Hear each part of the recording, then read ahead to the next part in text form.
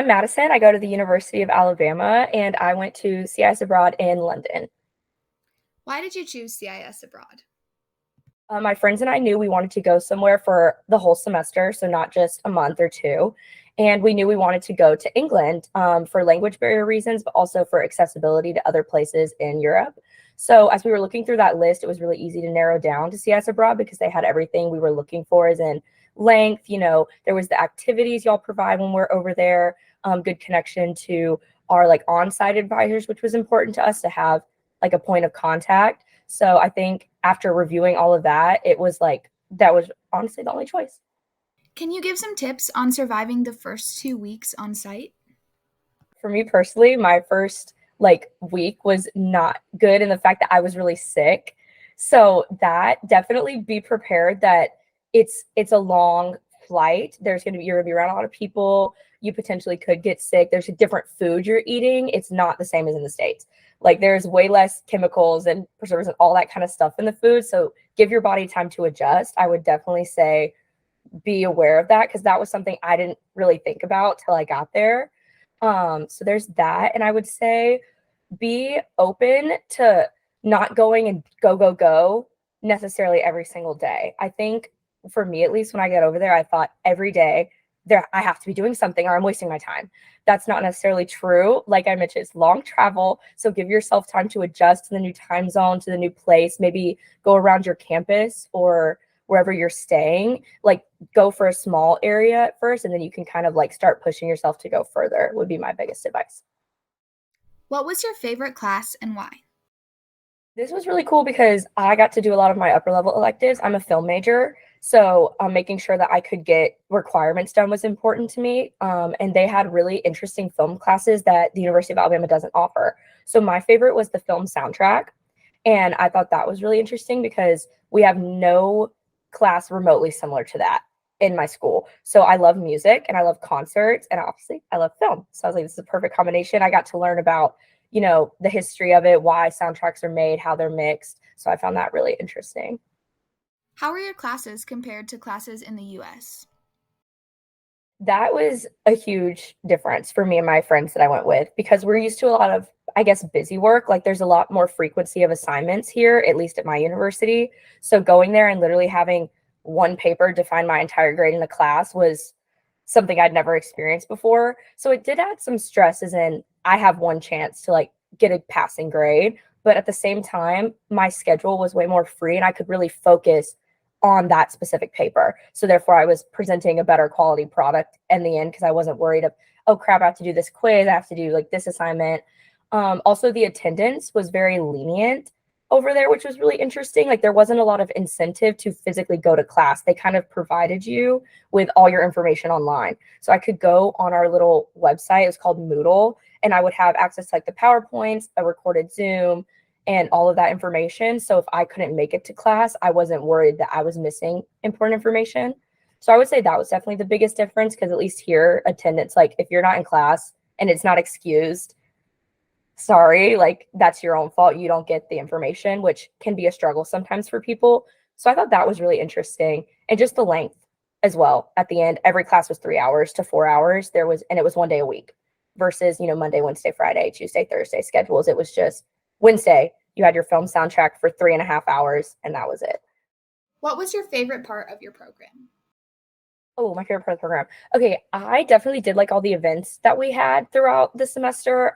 It was just nice to have a chance to meet up with the people in the program because everyone, once you're there, you're kind of like everyone's got their own trips, they've got their own schedules. So that was a nice way we could all meet up and be like, oh, what did you do recently? Oh, I just went to Amsterdam, and kind of hear about other people's experiences. So I loved going to Kew Gardens with my program. I love botanical gardens. It's one of my favorite things to do. So it was really exciting to like go with everyone and get to see that. And I would definitely say that was probably one of my favorite parts. I know I can't speak for myself, but my roommates and friends that I went with got to go to Wales. My parents were in town that weekend, so I didn't get to go, but they like loved it, getting to see like the castle and like staying there and all that. So I think that also I would have probably definitely enjoyed. What was your favorite excursion? Besides Kew Gardens, this one's kind of not as like I guess, extravagant, but we went to this local pub called King's Head a few times with our like on-site directors, and that became like my friend that we met there's favorite place to go. We took when our friends came from home to visit, we took them there like twice. When my parents came, I took them there. When my other friends, like we just kept going because it was just such like a cute, quaint. I felt like a traditional English pub. You had like the fish and chips that was super good. Like I got that so many times. Like the atmosphere was so adorable. They had like bookshelf, little corner with a bench, and like had little chicken pictures on the wall, which sounds weird, but they had like different kinds of chickens, and we just always thought that was so fun. Like, why are there chickens on the wall? So I would say that because I don't think we would have gone if we hadn't been introduced to it from our on-site directors with CIS.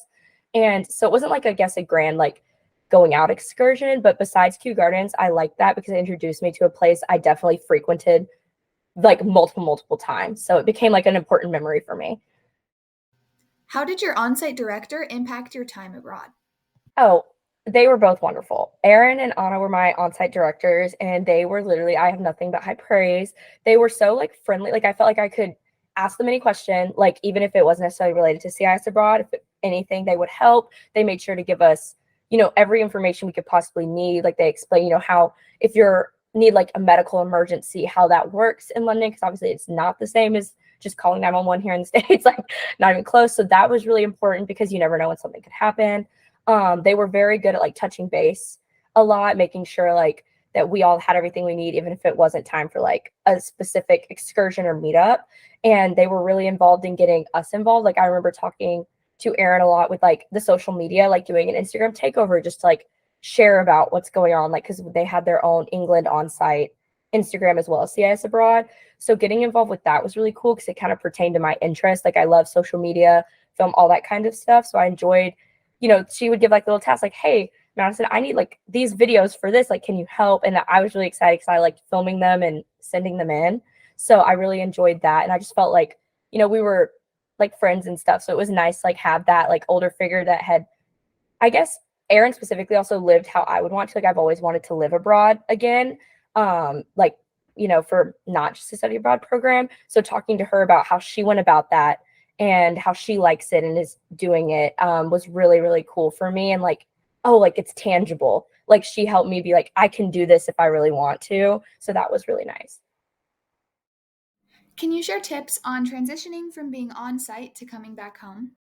I remember I flew home by myself because we all like left at different times, me and my two friends. So it was definitely a different experience. And I was just like, excited to come back because I miss my family and my dog. So I was like, woohoo, like Dr. Pepper, like in a giant cup with ice. Like I miss ice in my drinks, I don't want to have to ask for extra all the time. So I come back, and the biggest thing for me adjusting was portion sizes, which is something I feel like you don't really think about, but like the way you eat, you do it every day. Like you eat every day. So getting so used to their food, which like I mentioned in the previous questions was not as chemically and preserved. Like it was a lot for my stomach to handle coming back. Like I remember I ate at some restaurant in the airport, and I mean, like my cup was like this big.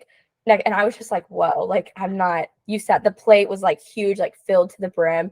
And that was really weird. And my son was kind of like, what are you eating, girl? Like, what happened to like that fresh fruit? You were eating yogurt bowls, like and stuff, and now you're eating like this like processed stuff. So definitely I would say that was a big deal. It's just easing back into like the lifestyle here of like fast food and like that kind of thing, because it's not as common in London to eat like that.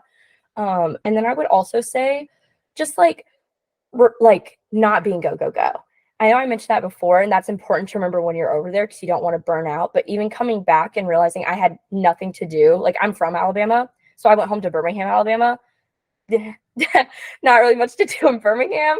So I would kind of sit at home and be like, wow, like I should be doing something, like find something to do, but it's okay. Like you're coming back from a really strenuous trip, right? Like you've been doing so much. It's okay to relax. It's okay to like lay in your bed for a day, play a game, like a video game. I don't know, whatever you need to do to unwind. Don't feel like pressure to overexert yourself even more. Like it's okay to relax, basically would be my biggest thing I learned coming back from being overseas.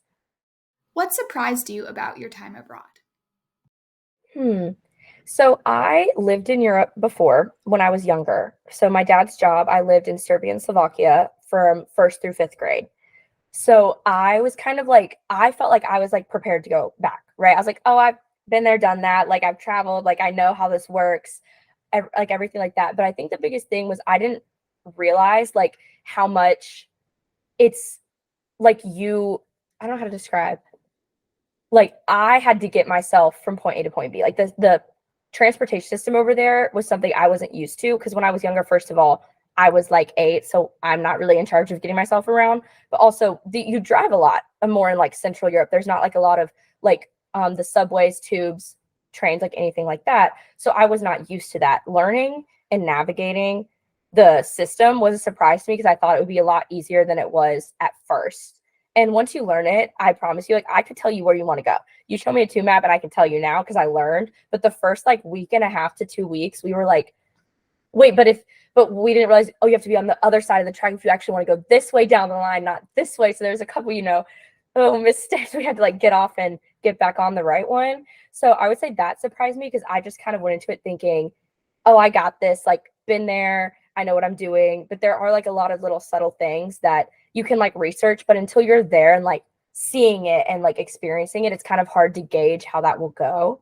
So definitely the tubes, because I definitely was like, oh, this way. No, it wasn't. I was wrong. I was wrong. We needed to go the other way.